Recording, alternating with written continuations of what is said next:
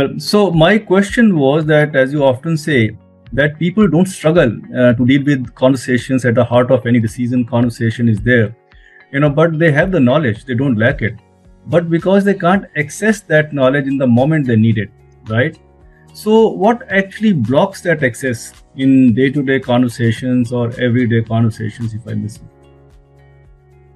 Well, I think there's a concept I like to call interference, mental interference. And when we're experiencing that, and everybody in the world that I've ever met experiences interference at one time or another. So it doesn't matter whether you're an absolute beginner or you're a world champion at whatever it is, there are times where we'll experience interference. And one way to think about it is it's internal dialogue. I think in psychology, they call it self-talk. And when that self-talk becomes very noisy, it gets much, much harder to access the knowledge, the experience, the talent that we already have.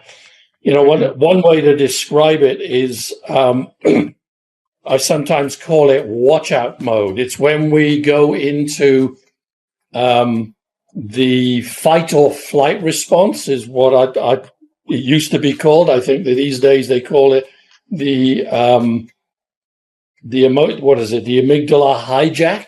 Yes. Yep. Where we get where our responses get hijacked by our survival mechanisms. And when that happens, we tend to behave and react to things out of reflex rather than being able to access our ability to think things through. So interference can show up.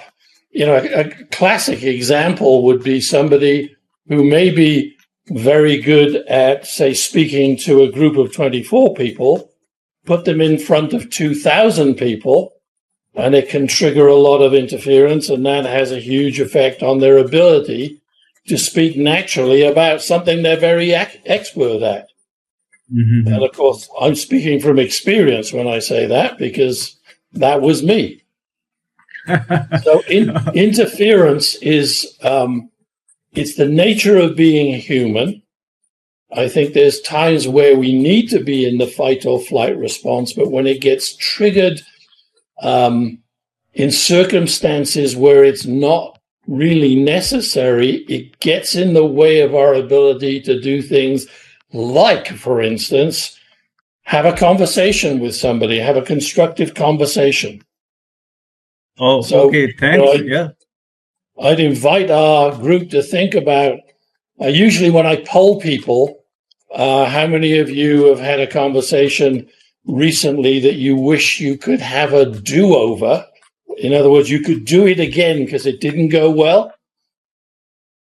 Usually everybody puts a hand up when I ask that question. It's not like we don't know how to talk, but it's easy to make the assumption that because we talk all day, every day, that we always talk well and skillfully.